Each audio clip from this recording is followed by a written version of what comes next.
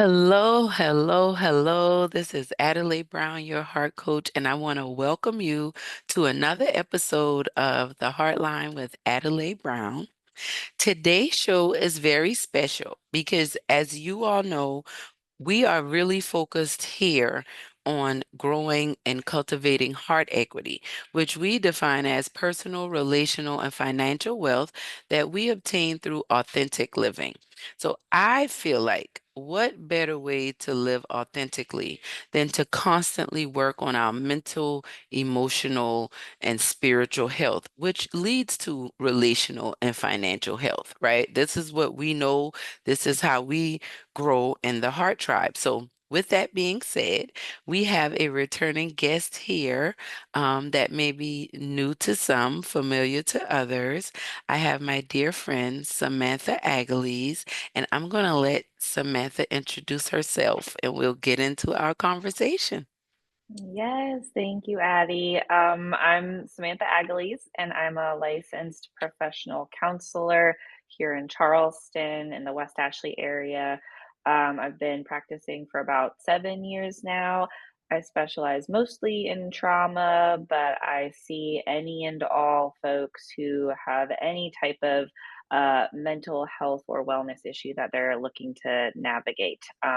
So that's what I'm doing now.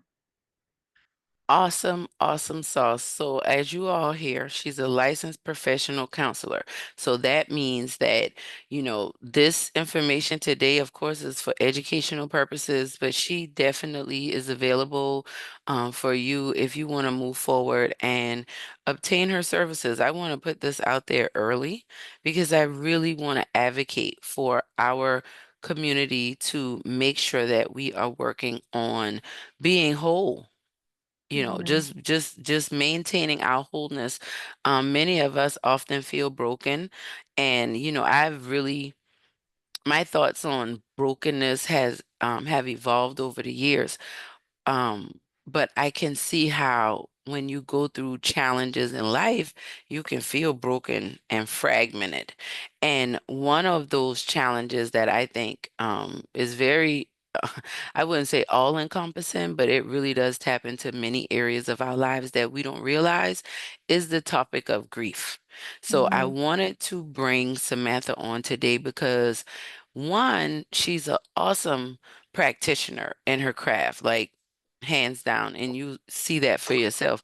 But the other reason is because she's also not a stoic counselor. She is the type of counselor that will also use her life experiences and just situations she's gone through to help you navigate it. So many of you navigate life. So many of you know that I lost my mother. My mother transitioned in March of 2024. And that grief has been um, something I could not have prepared for. Even though her Hmm. death was sudden, um, I really believe that even if I had time to prepare, I can't say it wouldn't hurt. Yeah. It just is a different kind of hurt. You know what I mean? It's kind of like surgery in different parts of your body, I feel like. Um, But yeah, how do you work with clients when they come in and they're grieving noticeably, or even more so, people who might not even realize that it's grief, but you Hmm. as a professional can identify that, right? I know that's a loaded question that can go all kind of ways, but we're having a Hmm. good conversation, so we'll see how it goes. Well, the latter part of your question, I really like, around navigating grief when people don't even know that that is the thing that's happening. And at least what I've noticed, in my office when that takes place, someone is describing a situation at hand, and I label it as grief, and I'll say out loud, "That sounds like grief." And people almost always are very off put by that. They don't like Okay. they don't like that they're experiencing grief. That doesn't sound good to them. They want a different label for that. So Really? and so, sometimes we'll backtrack, like, I'm happy to be wrong. I'm happy to Yeah. label it something else that feels more accurate. But Uh-huh. as we dig into it, it truly is grief. We're just so uncomfortable with it. We're so uncomfortable with grief, or we think it only applies to certain scenarios. We Certain think scenarios. we think grief only applies to death of a loved one. Yeah, But that's just one of so many types of grief. Grief is absolutely the death of a loved one. It can also be an unmet expectation. That's a funny one that gets a lot of people tripped up. that is good because that is the truth. Yeah, so lots of unmet expectations. My marriage isn't what I thought it would be. I love my spouse, I love my husband, but this is not what I envisioned our life or our partnership to be. That's a grief. That's a That's a loss. grief. It's Yes. something you Oh. thought you had or would have, but never Mm-hmm. came to fruition. Oh. And we have those types of losses all of the time. An Mm-hmm. unmet expectation around what age I thought I would get married, or how many kids I thought I would have, or Mm-hmm. how long I thought my parents would be here, right? There's Yes. so many just unmet expectations that can be under the grief umbrella, but to label that as grief just feels uncomfy. Feels uncomfy. So, why do you think that is? Why do you think that people struggle so much with grief? Of course, I'm the heart coach. So, in Mhm. my mind, I'll go to certain things, but I love to hear from you. Why is it so hard to just embrace this is grief. I'm hurting. I'm Mhm. sad.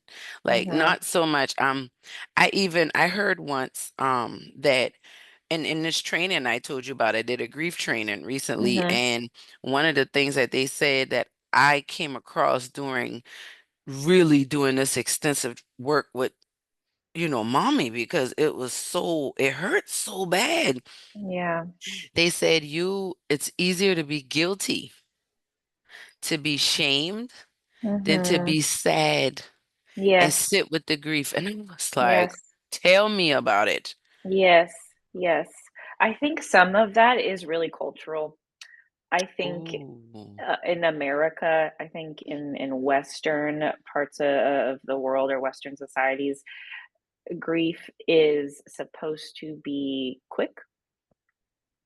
Hmm. It is supposed to be linear. There's a start and there's a finish. And if you talk a lot about it, it's socially unacceptable. Hmm. And so I think there are a lot of cultural pieces around grief in America specifically that make it uncomfortable. If we look at other cultures or we travel to other countries or we have friends or family members who are part of different backgrounds, we see that grief is way more socially acceptable in other parts of the world and has a lot more space to take up. Um, there's even in the Jewish tradition, there's a practice called sitting Shiva. Are you Hmm. familiar with that? I think we've I've talked about heard that a it. little bit. Yeah, I think, yeah, we Mhm. have. And that's why yeah, please touch on that. So it's just a practice where for 7 days, the grieving person or the grieving family is literally not doing a thing. You're not going to work, you're not making meals, you're not cleaning your home, but the community around you, the loved ones, and the essentially the body of faith around you is doing those things for you and with you. They're bringing you meals, they're Mm, taking care of the kids, they're taking care of the home, they're coming to sit with you or grieve with you or check on you. They're taking care of those other things so that you just have the space and the time for 7 whole days just to to just grieve. be. Yeah. Wow. I experienced that, a dynamic of that for sure. I feel like culturally in our culture, I don't know if, like people like to think of Black people as a monolith. And I've found that I think it's a Southern thing. I don't even know Mhm. if the Gullah Geechee part of it has a lot to do with it, because I've Mhm. found that different people, do grief differently, but I experienced that, right? I Yeah. experienced that in a big way. There were some things, of course, I had to take care of being her only child and her not Mhm. having a spouse. However, like I was just talking last night how my auntie was there for 10 days. She cleaned up Yeah. every day. She did, Mhm. if food wasn't there, she cooked something. Yep. All I had to do was really bathe, Mhm. and I needed that. Yep. Right? I just talked about how it was the first day because it was like the first day that nobody, like everybody didn't come on the same day. So it was Mhm. like, wow. But it didn't feel like a drop off. It just felt like, okay, now this is a part of the adapting Mhm. to this new Mhm. way of life, right? But I was like cocoon for like 10 days Yep. and I needed it. It was literally like somebody holding up my arms, and it Yes. was the body of faith, you Yes. know, Yeah. just coming together and taking care of Mhm. me, Yeah. Well, you know? it's similar to what you hear, like, when people bring a newborn home.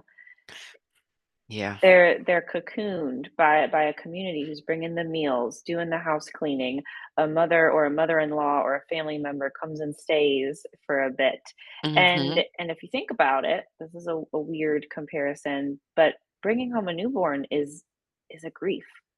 Listen, that is not weird for somebody who experienced, now I know, postpartum with all of mine. No, it's a Mhm. grief. There is a grief It to is a bringing home a grief. newborn. Mhm. Mm. And some people will hear us saying this and might even get offended. And that's a part of Mhm. what you're talking about. Yep. Us not wanting to sit with grief. Yes. Even if you don't experience some of the really atrocious, terrible, difficult postpartum symptoms, even if you don't have any of those, the grief of marriage, the grief of not having that one-on-one time with your spouse. Obviously, I'm talking about your first newborn, right?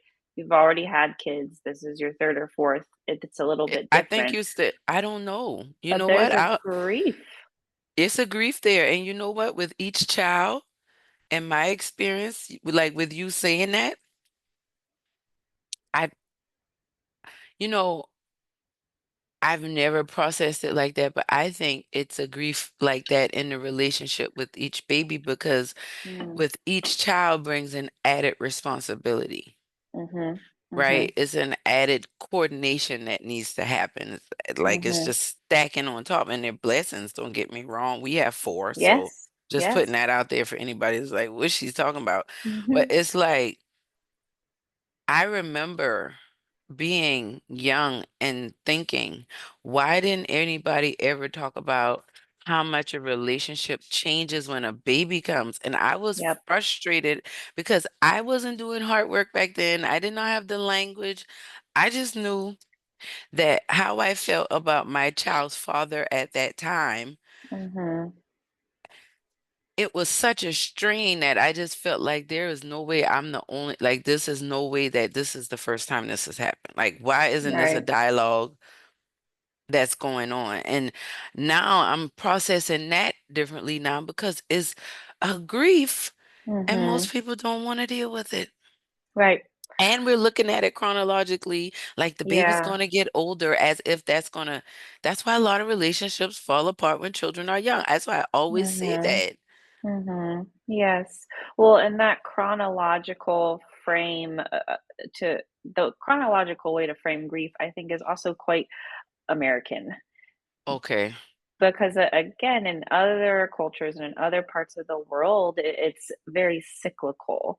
We may have talked about this last time too, but looking at grief as cyclical instead of Mm-hmm. linear Mm-hmm. can just be a way more compassionate and way more realistic way to see it. So instead of me looking at grief of a loved one, for example, and say, well, they died 6 years ago, I should be over it by now. Well, no, they were a loved one. You Mm-hmm. will be grieving that likely for a long time, if not the rest of your life. The- Yes. And it's cyclical. There are seasons to it. Some seasons it will feel lighter. Some seasons you will maybe even have gratitude for how and when and where those things took place. Some seasons you'll have really beautiful reminders of the relationship and the Mm. connection you had. Other seasons, you may just be so angry, so devastated all over again on Oh my anniversaries gosh. of death those things Yes. happen and are common, and it's cyclical, it's repetitive. It Mm. doesn't mean that you are weak. It doesn't mean that you're not getting over it. It doesn't mean that there's something to be embarrassed by. It means you had an important relationship. You had love there, and that loss will always be a loss. It's never not going to be a loss. And the grief around it will likely just not ever be linear. I mean, I feel like you just read me my life for the last 16, 17 months. Yeah. Really. Because I found myself the last couple weeks, just because I'm back to dreaming. I heard a term in the grief training. It was like so much explanation of what I've been going through. It's like I'm finally getting from a place where a lot of the dreams and goals I had with mommy, I can still say, we can do this. I can do this. They talked about Mhm. memories and like goals that you have that switch from we to I and Yes. embracing that. Mhm. And I found myself for a couple days like feeling gratitude almost. And it's like I almost felt guilty.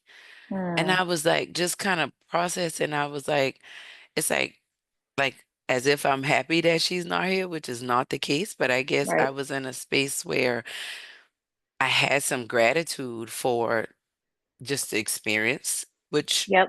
to hear you explain this now is like this is all a part of the cycle, Mhm. and I heard and you touched on this. I feel like they'll say, well, how long will you grieve this? Well, how long will they be gone? Right. Never coming back. So I'm Right. always grieved this. Like, what are you? Yep. It may look different, but Mhm. what are you talking? Mhm. And that's what they talked about dealing with grief illiteracy, with people who Yeah. are just grief illiterate, say crazy things like you're not over that yet, and why would you be upset about that especially when you talk about grieving loss, expectations not being met, Mhm. relationship changes and, shifts in Mhm. dynamic. You talk about grieving, I think about empty nesters. There's a Yes. grief there, like Yes. changing a job, moving to a new city, selling a house, Yes. and people go through Retirement. Yes. retirement. Exactly. Mhm. People go through, and you talked about being a trauma specialist. Mhm. And I would say that, is grief a form of trauma, or is grief a response to a trauma? Like the situation happened and I'm grieving it. Mhm. How would you describe that? Mhm. I would say, they're interlayered. They're Okay. they're Okay. interconnected for sure. Mhm. Um, Grief is likely the reaction to a trauma. Okay. That's good. If the person is acknowledging either one of those in the first place, right? We got to do that first. Yeah. Because sometimes, again, like those with areas that are unexpectedly pieces of grief. We talked about unmet expectations. A hospitalization, for example, can emit a type Mm. of grief. If I'm hospitalized for an accident or an injury or a chronic illness or a pregnancy, anything for a long period of time, and I'm hospitalized. I'm in that arena for a few weeks or a few months longer than expected. I'm missing out on my job. I'm missing out on my family. I'm missing out on my Yes. kids or my spouse. I'm missing out on the functioning of my body. I'm missing out on my home. Like you are missing out on a whole lot Yes. just from an experience of being hospitalized. Now, if that hospitalization is the consequence of a trauma, like a horrific car accident, anything like this, I mean, we're layering. Now we've got Yeah. a few Yeah. things going on. Um, so that's just one example. We can Mhm. have a situation like a hospitalization, which we don't always see as a type of grief, but there is grief connected. If that hospitalization was the result of a trauma, there's definitely grief connected. And now we've Yeah. got a lot of different things happening at one time. Yes. And hearing you say this is making me think, a lot of people say Well, that's just life, and everybody goes through something, and there's no need to talk about it, or I just keep going. I just try to get better. How do you deal with that, or how do you support that person Mhm. and That encourage them? Because yeah. I think that I don't. A lot of people don't realize how cathartic, how therapeutic, how healing it is to just process it. But, if you don't even Mhm. want to acknowledge it, Mhm. it's like you're traumatizing yourself even more. You know what I Yeah. mean? Yeah. Well, for the folks who say like that's just part of life and that just happens, that's everyone's going to experience something like that. They're right. Yes. Correct. You're right. Yes, yes, you're That's right. again part of that cyclical nature.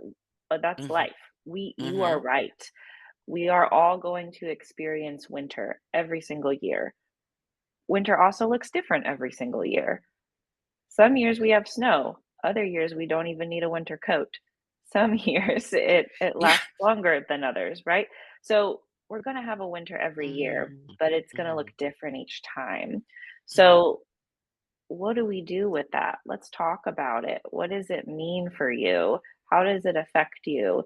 You can say grief happens to everyone and that's just life, but why are we stopping there? That's not a reason to halt the conversation. That's an opening to be curious and to learn how it impacts you and learn how you can navigate life because it is part of life. So let's find ways to cope with it and talk about it and just be supportive in those spaces. That's so good. That's so good. And I want us to really, I'm asking you this because I want this show, these segments to really help our listeners, our heart tribe out there to be able to go and have conversations with loved ones Mhm. and understand that and this is something I want you to touch on with grief as well, because I want people to understand that just because the conversation may be difficult or uncomfortable, it doesn't Mhm. mean that it's wrong. It Right. doesn't mean that it Absolutely. doesn't need to take place. So can you kind of speak on that some? And I think that'll be kind of recurring with every topic we have, but just trying to Mhm. getting people to be okay with expressing and releasing, because I know Mhm. with grief that I've experienced in different ways, the most healing thing that I've done is just got it out, be it talking, Mhm. writing, prayer, meditation, Mhm. whatever. But, you know, leaning into that difficult thing. Mhm. Yeah. It's gonna look different for everybody, but like we've said, we've got to acknowledge that it's grief first. And that might take a minute because grief, as we've said, is not always super socially acceptable, especially if it's not around death. People have Mm, a category to put grief around death. People expect you to grieve the death of a loved one. They expect you to take off work. They expect you to be a little more isolated for a while. But mhm, people are less socially accepting of a grief that happens around a miscarriage, for mm. example, Ooh, right? yes, People are less yes. socially accepting of grief that happens around a divorce. It's harder to maybe take off work and explain why during those circumstances. It's harder to maybe withdraw and not answer phone calls and operate a little differently in those experiences because it's grief. So the social acceptableness of it plays a role. And if we can move through that discomfort, Mhm. that can really help. Grief doesn't need to be socially acceptable Mm, mm. That's because a bar. it's just yours. It's your grief. It doesn't Mhm, need to be accepted by mhm, others. It doesn't need to be socially acceptable. mhm. It is uncomfortable.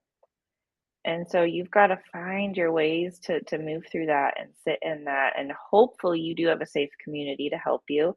Hopefully you do have one or two supportive people who can be there with you. But acknowledging that it's grief first is important. Knowing that it's not going to be it's not going to be comfortable is important. Mhm. And knowing that it's going to take as much time as it takes, as we've mentioned before. This is this is so good because I I'm thinking about, like you said, talking about grief and like American Western ways of dealing with grief versus around the world, right? And I'm hearing you and I'm thinking of the person that's listening that's like, yeah, yeah, yeah, but I want this feeling to go. Like, what do I need to do to get rid of this feeling? Right. Right. What do I need to do to get rid of this pain? And I feel like, and you correct me if I'm wrong, it's like going back to acknowledging that this is grief Mhm. and pretty much being willing to get in that to acknowledge the cycle that we're in. I love how you Mhm. put it like a season. Like in Mhm. like with the seasons and how even every winter isn't the same. Every summer isn't the same. Every fall Right. isn't the same and how we embrace that as Mhm. as we go. I also feel like this is also where it makes me think about artwork and what Mhm. motivates people to create Mhm. and the different ways we can express ourselves, right? We're talking about talk therapy, and I'm always advocating journaling and things like that. Mhm. But a lot of people release through artwork. And I think Mhm. about um, how one day I was so sad, I just literally sat down and I started like drawing a picture of my mother. I'm not Mhm. an artist. I would not. And Right. and it was such a pretty picture. Like I went and Mhm. was like, how do I draw a nose? And I'm online looking at it. Like I just That's got amazing.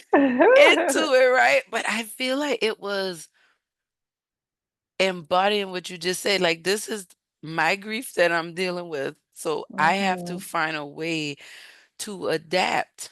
Mhm.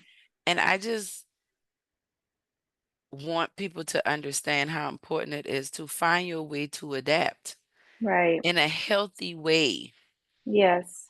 Yes. Well, and I think that the desire you said, like, what do we tell people who just want that feeling to go away? It might not go away. It might not go away. Or even if it does go away, another type of grief is going to wash over you in 6 months or in a year or in 5 years, because grief doesn't just happen as an isolated event. You experience the divorce or experience the job loss or experience the death of a loved one. That's one life event that initiates grief. But there are dozens more that you Yeah. are going to experience. And so instead of being so averse and resistant and embarrassed by grief, we got to learn to navigate it and sit in it and move through it, because it's going to come again. Mhm. Right. And that's Mhm. not to be helpless and hopeless and doom and gloom about it. Grief is just an emotion. It Yes. is just an emotion. There is no moral value attached to grief. It Mm. is not good or bad. It is not right or wrong. It is an emotion, and it is part of the human experience. And so you are going to have it again. Yes. That So is let's oh, just get comfortable with it, yeah. call it what it is, know that it's going to happen many times over the course of our lives, and just learn from it. Ask it questions, be curious, know how it feels in your body, know what it feels like and looks like for you, know how to talk about it or write about it or draw about it. We just got to get more comfortable with it. As you talk, there's a couple of things I thought about, and I don't want to miss one. It made me think about the Book of Lamentations. Mhm. That God would be so gracious to give us a whole book. Mhm. I feel like it's just such a reminder, and it's Old Testament. not New Mhm. Testament. So Mhm. before the grace, so however like people like to put it, right? But he Right, put right. it there when he was this fire and brimstone God, but we have Lamentations, right? Mhm. Like, and it's like, and so you saying that, like us getting it's like we have to get comfortable with lamenting, and it's Yes. in the word, Yep. right? And that's how you're able to cycle through. But I Mhm. truly believe you find out more of who you are when you do Mhm. this. Yes. Yes. And now, I mean, it's 2025. There's no reason not to do this. There are support groups, there are online groups, there are Facebook groups, there are books, there are podcasts, there are lectures, there are trainings. We can learn and talk about grief a whole lot now. Mhm. There's no reason not to. Yeah, It's not taboo unless we make it. yeah. It's not socially unacceptable unless we make it socially unacceptable. So even if you don't have that ability in your immediate community to always talk about it or always process it or always explore what it looks like for you, Google a support group near you. Find a Facebook group, find an actual book, find a podcast. There's just so much out there. There's too much out there for us to not be learning about it and talking about it. That's so good. That I mean, and I thank you for sharing that because that was a part of what, I wanted to ask you. How can people navigate grief in a healthy way and not alone, right? Mhm. Another thing is keeping in mind is grief is individual and collective. Mhm, Right? mhm. So some things we grieve individually, some things we grieve collectively, and a lot of Yes. them it's both, right? You Mhm, collectively grieve it, but each individual is processing it in their own mhm, unique way in that season, right? mhm, And another thing that I found interesting, a stat that they brought up in the grief training was that most people opt to get grief counseling is like it mhm, at year 5.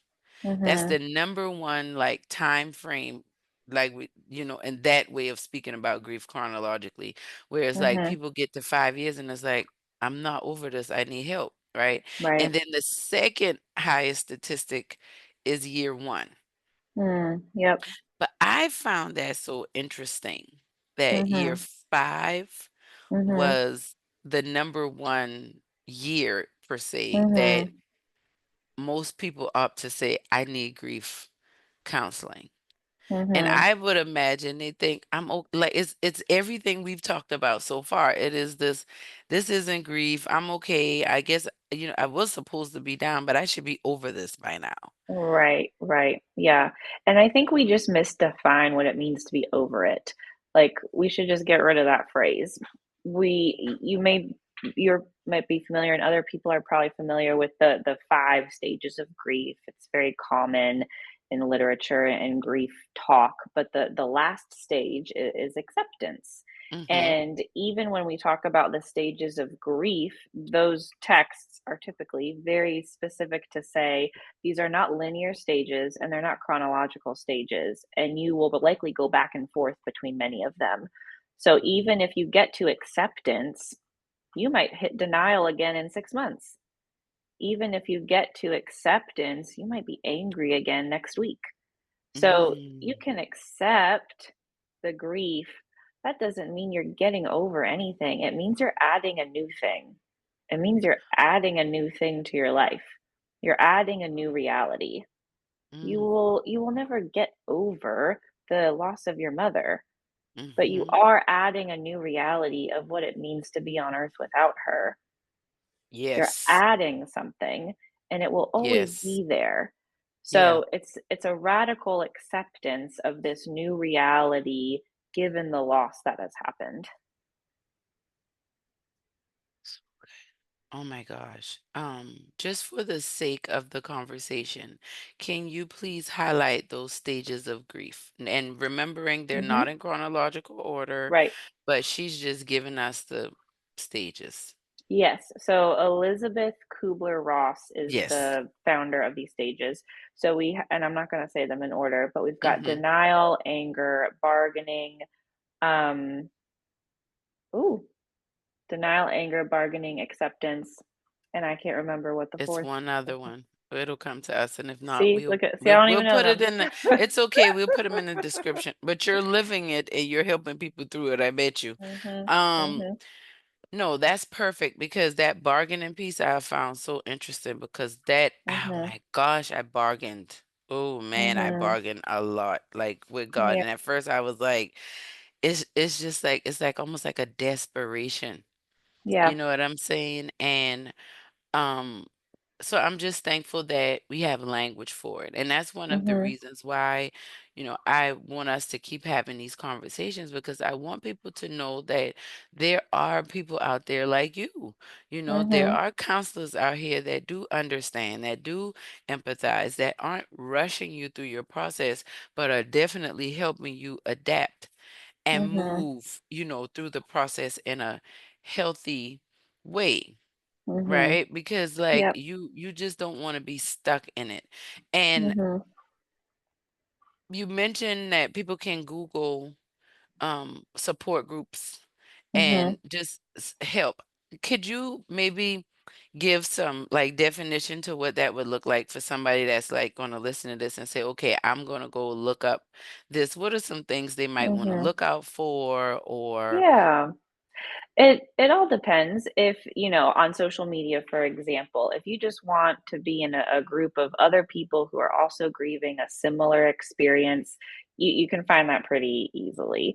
If okay, you're looking for a sanctioned support group led by a professional, I'll always encourage folks to just make sure that professional has some kind of letters after their name.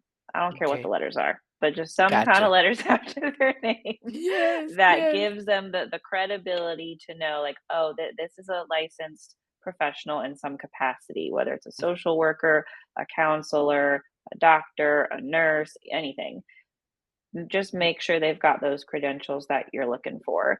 If that's what you're interested in. If you just want to be in a group of people who've had those experiences, oh my word, they're just all over the place. And so I would just, use your own discretion when looking for those things. Okay. And would it be safe to say to not give up if you don't like the first one you try? Oh, Because absolutely. everyone is not the same, Yeah. right? So Yeah. give it I like to say finding a therapist, a counselor, a support group is a lot for me, like finding a good barber, a good hairstylist. Mhm. Mhm. They can get it done, but certain people just do it the way you like it, and then you Right. kind of gravitate to them, right? Right. And so that's what I think about when I think about getting that type of support and not Mhm. um getting bogged down and trying to figure it out. You should not be going through any type of grief alone. There are support groups for people who are divorced. There are support Mhm. groups for people who have lost a loved one. There are support Mhm. groups for people who have had miscarriages, right? There's support Mhm. groups for just about any situation that you've been through, children with parents who are incarcerated. I went through that as an Mhm. adult child and it was challenging, but it was something that I had to grieve. And I even find myself now still grieving that Yeah. season of our lives and just what I thought about it versus even what I think about it now. So it's Yeah. just so like you said, there are so many layers to grief. And I just want us to be this is the hard work that I talk about. This is why we do the hard work because I believe that the more we process through this, we can experience our wholeness and we can really walk in the work God has called us to do. Like Mhm. Samantha could be so good at what she's doing because she's doing what God told her to do. You know what I mean? Like Mhm. she's and I feel like you can do that also even though you go through things, you grieve, you have grief in your Mhm. life, but you're still able to show up because you have tools in your toolbox that you're using to help you navigate this. And this is what we want for all of us, right? Mhm. So Yeah. before we close out, do you have anything that you could say in closing just to help those that are listening that are grieving and maybe this person is like I'm hearing you, I'm taking this next step, I'm going to get some help, one, and then two, let the people know how they can connect with you. Yeah. If you're interested in just navigating grief more, I mean, y'all trust your gut. That's what I tell people a lot. Trust your gut, trust your inner circle. You know who those people are. Mm, You know who your people are. So mhm. go to your people first. Your best friend, your mom, your spouse, your college roommate, whoever it is. Go to your people. You know who your people are. If you do that, or if you can't do that for any reason and you want to go further, then absolutely get on get on the internet, Google therapists, Google support groups, Google books. There's so many things out there. I hate that I can't give a specific example because there literally are just so many. So there's so many.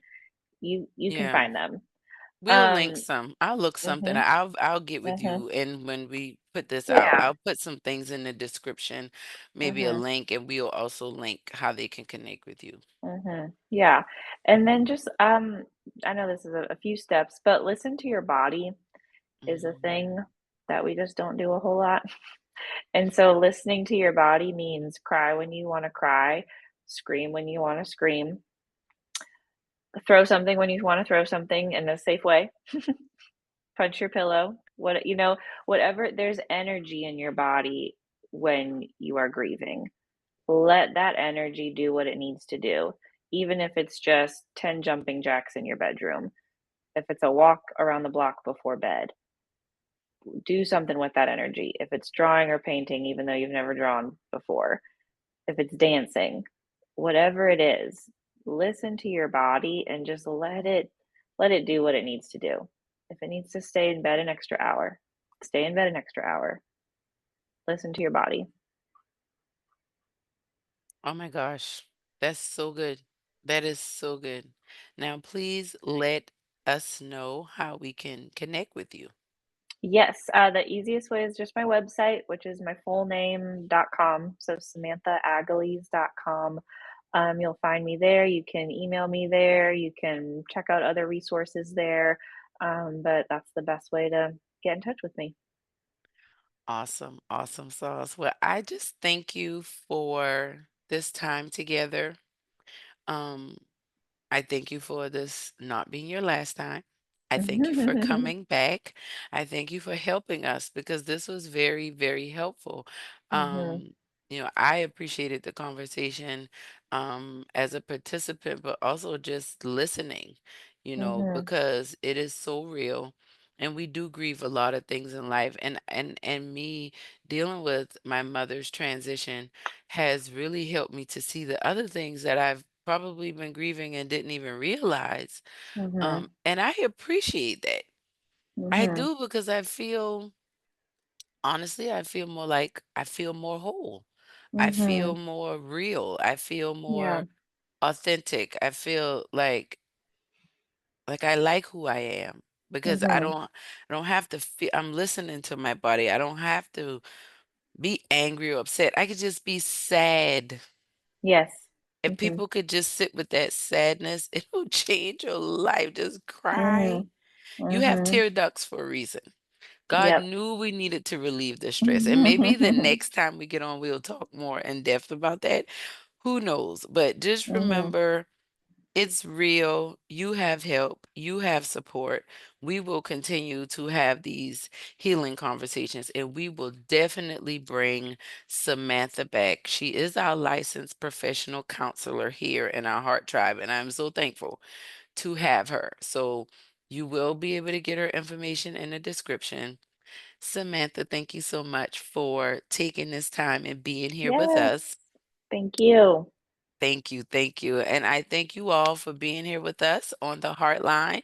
And we will be back for our next show. Remember, when you heal your heart, you transform your life. Talk to you next time.